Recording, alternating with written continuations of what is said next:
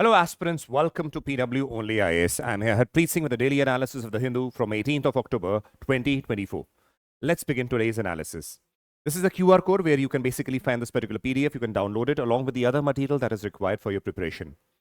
Now, what are the topics you have taken for today's analysis? First, Poverty, Prosperity and Planet report that has been released. Again, it talks about the poverty with respect to India at the global level and the dimensions associated with that. We're going to see that.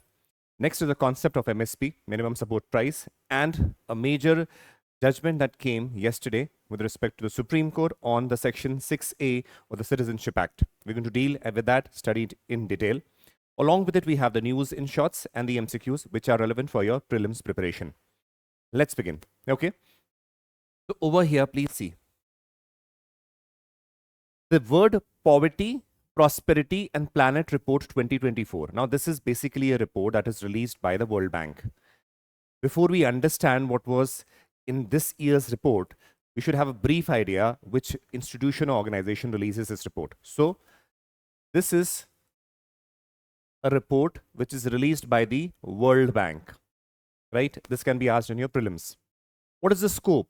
The report examines global poverty trends, prosperity, impacts on the multiple crises, offerings pathways to overcome these challenges. So basically analyzes the trends. What are the poverty levels across the world in various countries? What are the challenges associated with that? And along with it, how they can possibly overcome these challenges. It highlights the importance of addressing poverty while promoting inclusive economic growth for safeguarding the planet's resources. So again, in the process of explaining how to resolve, it also focuses on an inclusive growth. That means all the sections of the society, irrespective of caste, class, race, ethnicity, they all should become the stakeholders or reap the benefit of the growth that might take place out of the recommendations that are made by the World Bank. Next is key themes include poverty alleviation, economic prosperity, environment sustainability, and social equity. Now, these things that have been mentioned over here becomes important again. They can be asked in your prelims with respect to what are the key themes generally associated with the report, which organization basically publishes this report. So this is important. Now let's see. World Bank's findings on the poverty in India. It talked about the extreme poverty. Please understand, the poverty line with respect to the World Bank, which was earlier $1.9, was raised to $2.15 per day. So with respect to that, this is basically a representation of the extreme poverty. If someone is earning less than this, then that falls into the category of extreme poverty. That means per day. In Indian terms, less than 181 rupees a day. Now see, in 2024, 124 million Indians lived in extreme poverty. Can you imagine that 129 million people earn less than this amount per day? And it is a huge number. So that is quite concerning, though we realize that there has been a fall with respect to 1990, where there used to be, let us say, 431 million people in the extreme poverty category. But still, you will be realizing that this number is a huge number. Taking into the various errors and competition, we will be realizing it will be much more. But this is itself a very huge number. Then the global trends in poverty. See, the World Bank basically reports that states global poverty reduction has slowed considerably. That means the rate at which the poverty was decreasing, that rate has decreased. Now, this itself is a concerning issue. It is decreasing, yes, but the rate at which it was decreasing in a way, that has decreased. Now, this has got to do with multiple reasons, because a lot of international crises, revolts, war-like situations arising between so many countries. Let us say, in the case of Middle East, when we also saw the impact of the COVID, that many countries have still not come out of that, especially the countries like Africa. So we realized that the rate at which the trend or the poverty trend was decreasing, that has slowed. So what do we see? 700 million people live in extreme poverty. That means less than $2.15 per day. Now, this is the global figure. Global figure. Clear? Next. Now, understand what the World Bank states. Now, this becomes important from your mains examination point of view also. The decade 2020 to 2030 is expected to be a lost decade for poverty eradication. Please understand, firstly, there are multiple reasons for this lost decade. Now, this can be asked in your paper also with respect to world and with respect to India.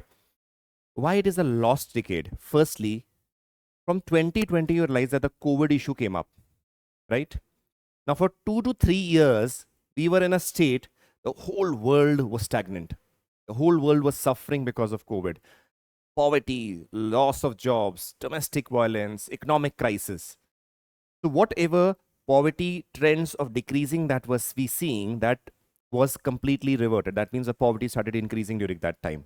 Now, if we see, because of that, we saw post the COVID, the situations of international dimensions, let us say related to the conflicts. We see Ukraine issue with Russia. We see issue of Israel-Palestine issue rising. We see Iran also getting involved. We see the issue of, let us say, Crimea that earlier happened with Russia. Now, Russia and the Western world, let us say, fighting with each other. So we realize a lot of issues with respect to resource constraint, poverty, international conflicts have been rising. Now, this is going to continue over here also. So with respect to poverty eradication or decrease that we expected would have been done is somewhat going on a wrong track. Because already if you see 700 million people are in the bracket of extreme poverty. Extreme poverty. Now, with the aim of, let us say, sustainable development goals, where we are expected to, let us say, remove poverty issues across the world. That is why we realize that we will not be able to achieve the target of the sustainable development goal, because already so many issues are prevailing, and the rate at which we are going across the world, also in India for that matter, we will not be able to achieve that goal. So this is expected to be a lost decade, where we were expected to eradicate the poverty across the world. But multiple reasons, multiple scenarios that have come up, whether it is health related, COVID pandemic, whether it is international conflicts, whether it is domestic problems, other conflicts, climate change, all these things are basically have brought a hold with respect to the poverty eradication targets that we had. Now let's see, at the current rate, the extreme poverty eradication by 2030 is unlikely. This target was by the sustainable development goals that we have. It will take decades to eradicate the extreme poverty, and over a century to lift the people above the $6.85 day mark. That means it will take decades. Can you imagine? We are in 2024. The target was for 2030, that is 6 years from now. But the expected is at least it will take close to not before 2050 or 2060 also. So this is what the report points as a point of concern also, that we might not achieve the goal of the sustainable development goals, in which poverty eradication and reduction is somewhat the main goal. Now let's move ahead.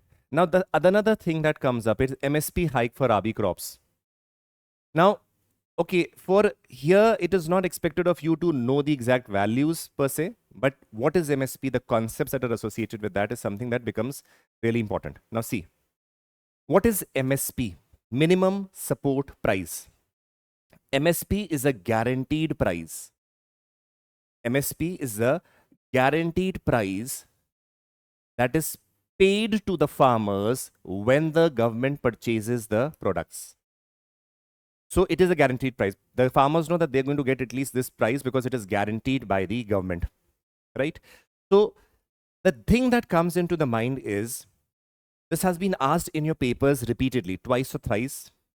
Which body is basically responsible for basically approving the MSP? Now, there are two things. First, Commission for the Agriculture Cost and Prices. This commission is an attached office of the Ministry of Agriculture. Now, this CSCP basically recommends what the MSP for the respective crops should be, right? It is just a recommendation. Now, this recommendation goes to the Cabinet Committee on the Economic Affairs. Now, this committee is chaired by the Honorable Prime Minister of India. Based on the recommendations of CSCP, the Cabinet Committee on Economic Affairs is the one which takes the decision whether this price should be done or, let us say, approved or not. So remember one thing, the question if it comes, Which is the body which recommends the prices? Then it is CSCP. Which is the body which approves? It is Cabinet Committee on Economic Affairs. In the examination, if it comes, the committee which approves the MSP is CSCP, then that is a wrong statement. Please remember, these small words make a huge impact with respect to the interpretation of the questions that are present. Right? Now let's move ahead. Please see, there is a chart that is presented in front of you. Objective of MSP. Please remember, why do we have an MSP?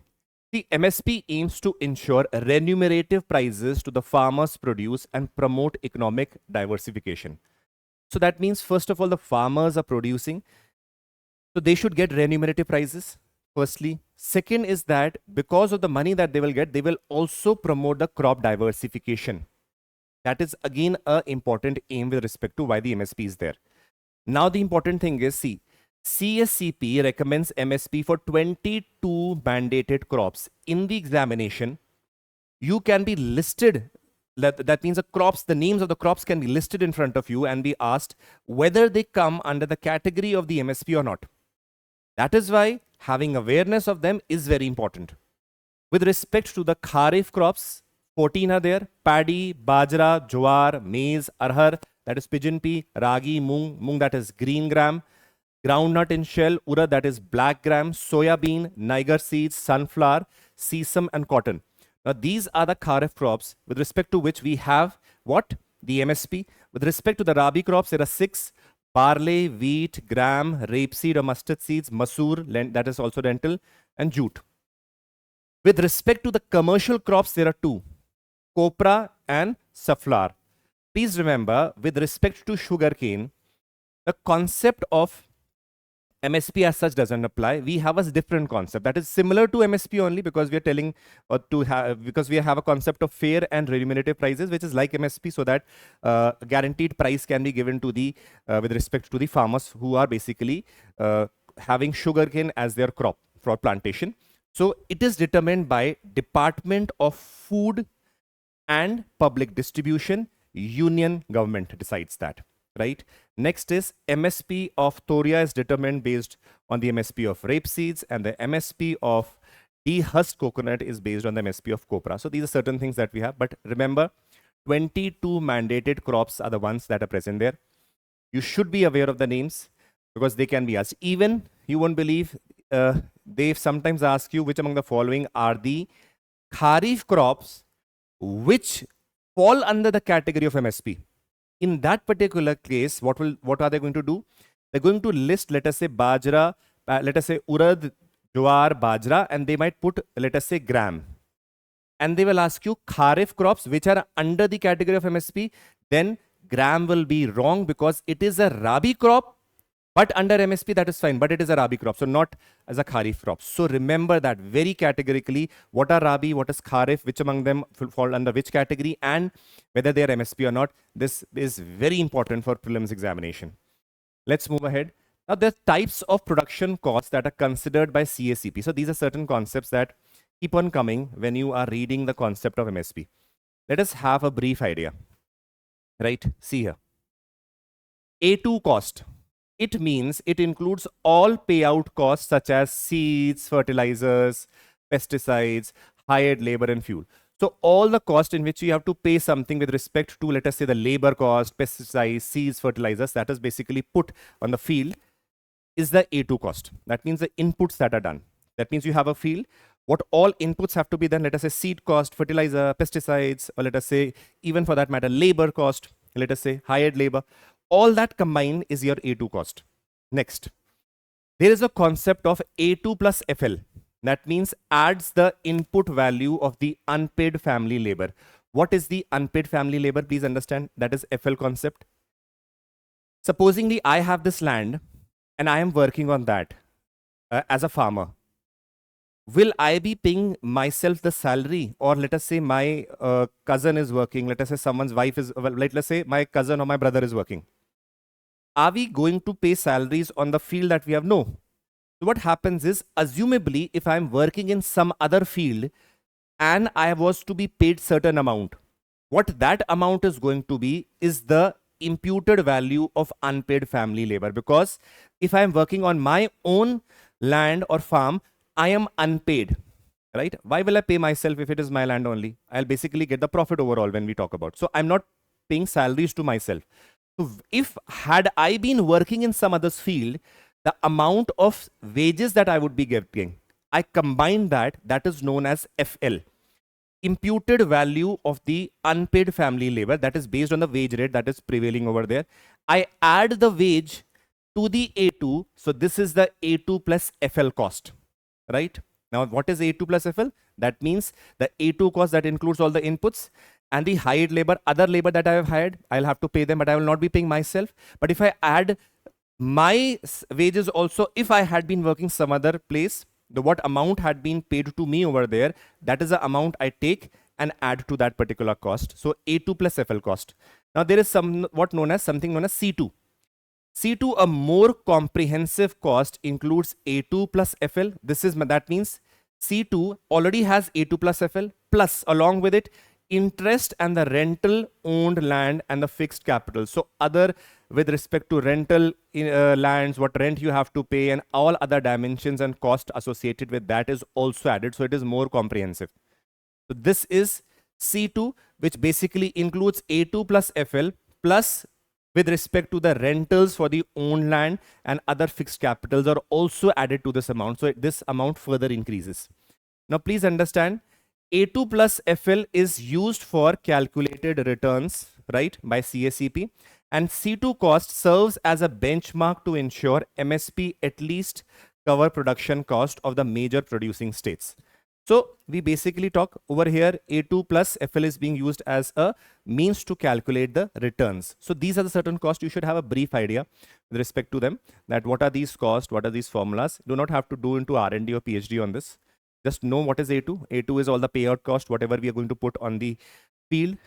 Then we have A2 plus FL. FL is A2 cost plus the FL. That means the unpaid labor that would have been paid. Otherwise, I had been working in some other field. So what that amount would have been, I added to this amount. C2 cost is A2 plus FL. And the other cost, which is with respect to the interest and the rentals for the owned land and the fixed capitals that are basically there along with it. So this is the C2 cost, right? What are the other factors that CACP might consider while it is making certain recommendations with respect to what the MSP should be? They might consider the market price, demand and supply, cost of living index, global prices, inflation, technology and productivity, crop cycle, risk premium, and the government policy. So these other factors are also considered along with these factors, to recommend what the MSP should be. Now comes the topic of the Supreme Court upholds Section 60 of the Citizenship Act as valid law. Along with it, we have to analyze what this basically stands for, right? See, let's first of all go from the basics. What does the Citizenship Act 1955 basically says? See, it basically is a means to regulate who should be given the citizenship and on what grounds, right? In this Citizenship Act, we realize that illegal migrants are prohibited from acquiring Indian citizenship. Now, who are the illegal migrants? An illegal migrant, according to the Citizenship Act, is a foreigner who enters the country without valid travel documents like a passport and a visa, or enters with valid documents but stays beyond the permitted period. So, who is an illegal migrant? He's a foreigner. That means who enters the country without valid documents and visas or passport, or had valid documents, but the visa has let us say expired and still staying there, is an illegal migrant with respect to the Citizenship Act 1955. So because if you want to understand what and where this judgment has come, we need to move back, and that is why we have to understand this in detail. So this was the first thing. Citizenship Act understood what it is. Now please understand. We realize that during the late, let us say 1960s and the early 70s, we realized that at that time, Bangladesh was not created, right? We see that conflict was rising between what we know as West Pakistan, what is Pakistan now, with East Pakistan, which is basically Bangladesh now. So that started with respect to, let us say, language, and later escalated because of the election issues that rose up. And then we realized that army was basically sent from the now Pakistan to the now Bangladesh, which was East Pakistan, and mass level of butchery, mass level of rapes of the women of Bangladesh, mass killing of the students over there was done. Because of that, in order to safeguard themselves, people from Bangladesh at large scale, in millions, started migrating into India. In the regions of Bengal, the regions of Assam, and even in the northeastern other parts. In regions of Tripura for that matter also. So other regions, they started migrating. Now, this is again mass migration for the former East Pakistan into India. Now realize that this is a Bangladesh region, migrating here, entering the region of even Assam from here also. Some even settled in other nearby areas, and large number, and many settled in the regions of Bihar and for that matter UP also. But large went to the Assam region. This led to a crisis-like situation, especially in Assam, where the people felt that it was adversely impacting their culture. Now, they felt that our cultural identity is being impacted because so many people have come there which are of different culture, and the people who are native themselves are becoming a minority in that region. So they said, we need to protect our culture. So that is why what happened, we'll see that various unions and organizations came up. Various unions, let us say this is one of them.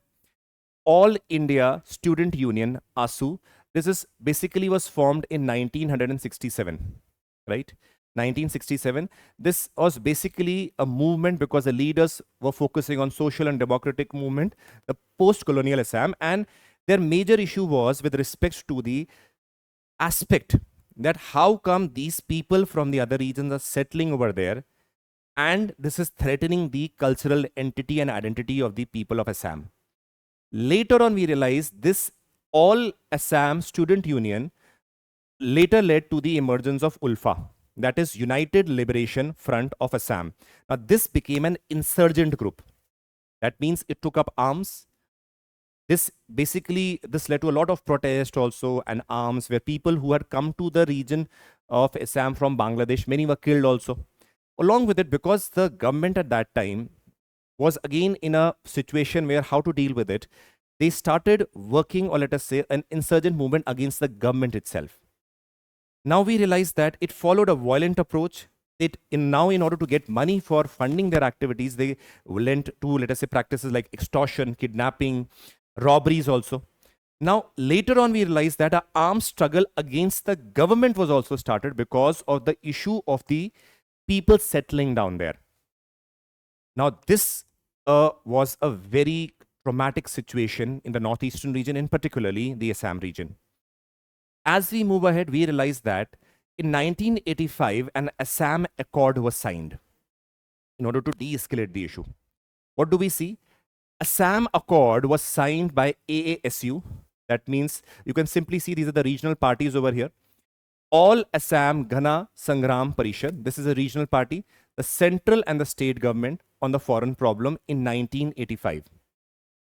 So this was basically done by the central government in coordination with what? The state government and the insurgent groups and the groups who were basically protesting or revolting against the insurgents, against the migration that had taken place in Assam. Now, based on that, certain consensus was reached. Consensus like it was determined that the 1st January 1966 shall be the cutoff date for the purpose of detection and deletion of foreigners offering citizenship for all persons coming to Assam from specified territory before a cutoff date. Now, whatever dates over here are mentioned basically formed the root for the Section 6A of the Citizenship Act. What is being done over here? They realize that certain dates shall be given. The people who came before that can be treated as citizens. The people who came after that cannot be considered as citizens. So this was a means where the indigenous groups or the groups of Assam also agreed, okay, let us keep the certain cutoff date, based on which we can, let us say, move ahead with the governance system.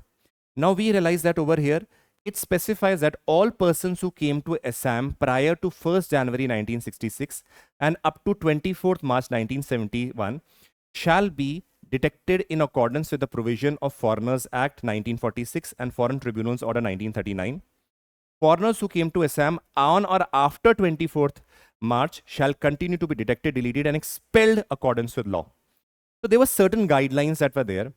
So certain cutoff dates were being asked or expected, and a sign was done based on the accord that is there.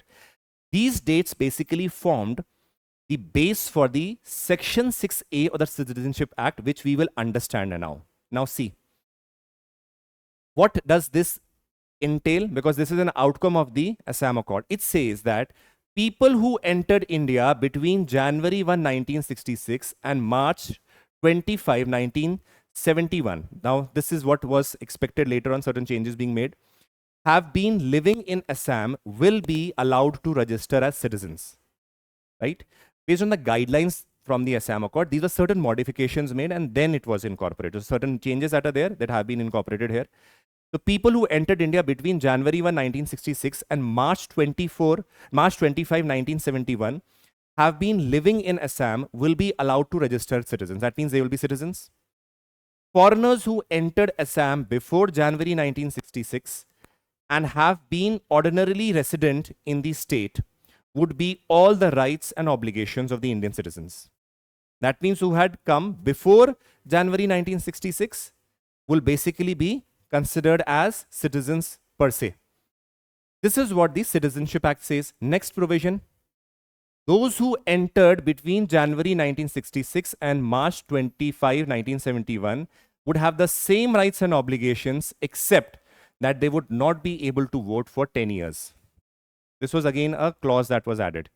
And after that, all those who entered would also be tried on the basis of, let us say, foreigners and be expelled also. Now, this is something was again in the Assam Accord. These were those parts who were granted citizenships. Those who came after these dates were not to be citizens and they had to be expelled. Now, this is the consensus was inspired from the Assam Accord signed in 1985 and Section 6A was added to the Citizenship Act of 1955 in 1985.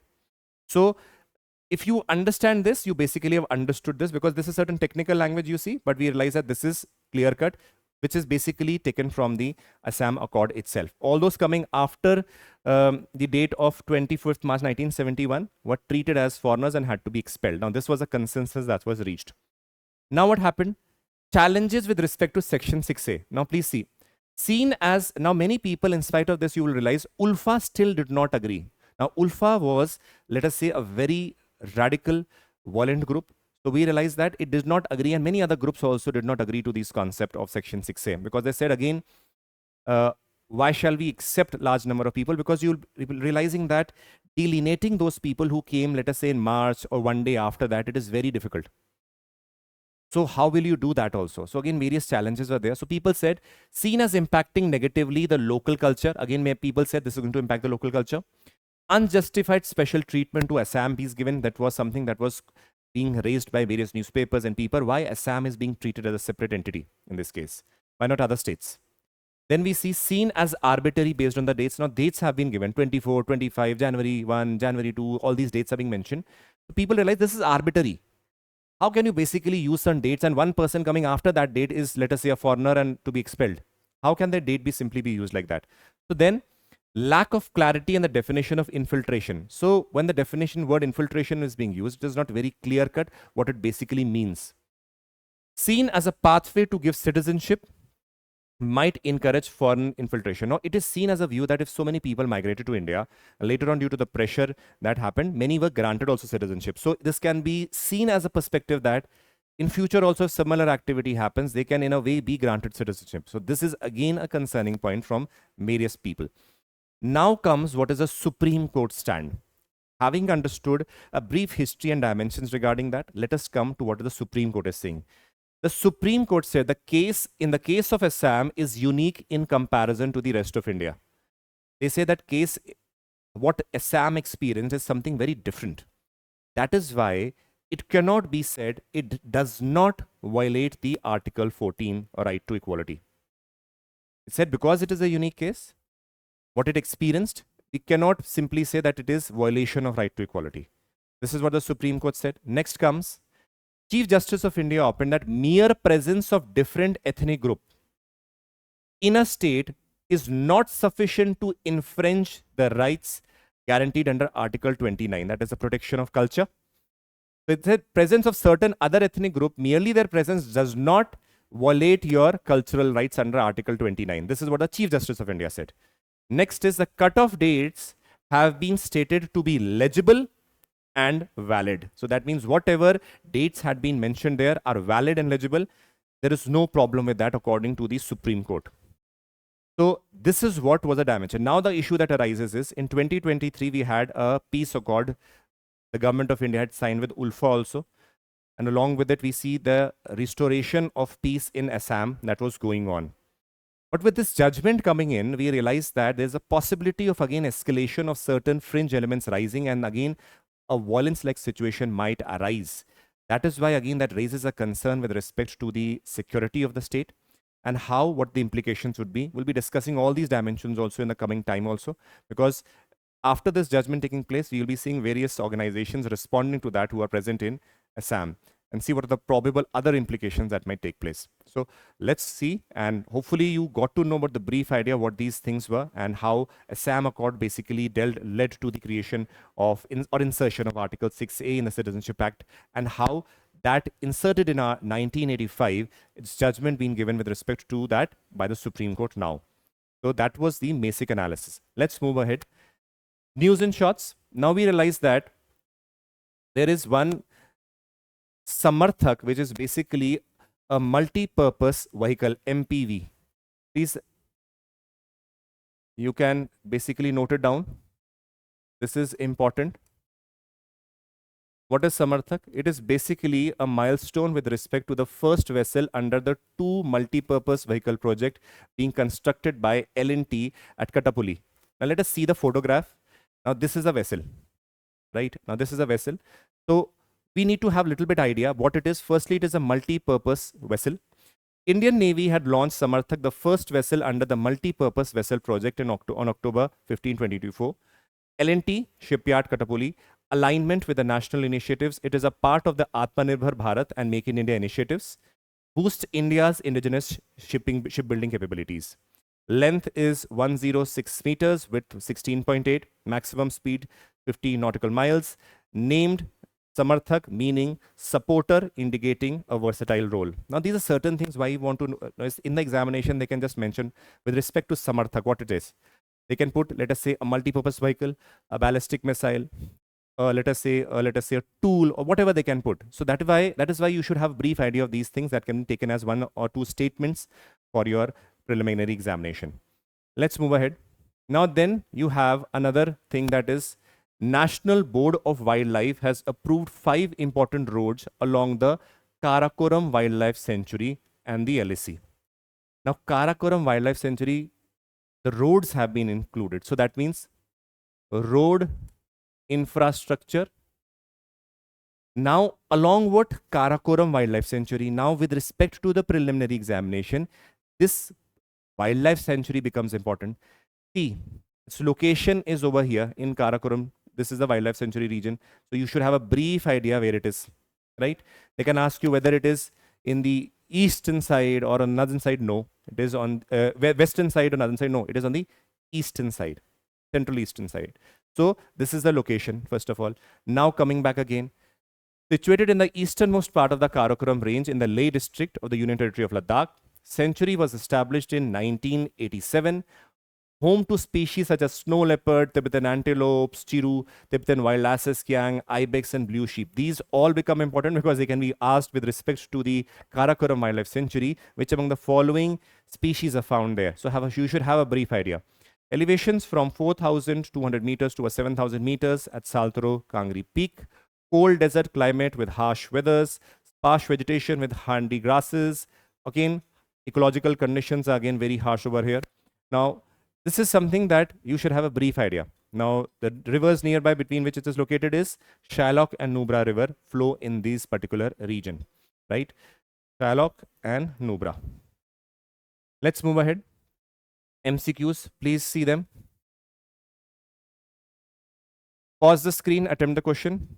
Pause the screen, attempt the question. Pause the screen, attempt the question. Pause the screen, attempt the question.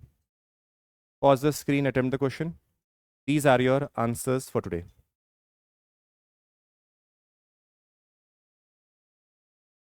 Hope you liked today's analysis. Tomorrow we're going to come up with more interesting things, more interesting news in a more holistic manner. And so that what is required for UPSC, that is what we target at, not unnecessary stuff, because newspapers are full of so many news which might not be relevant with respect to the civil service preparation. Take care. And as at the last, as you always say, Jai Hind.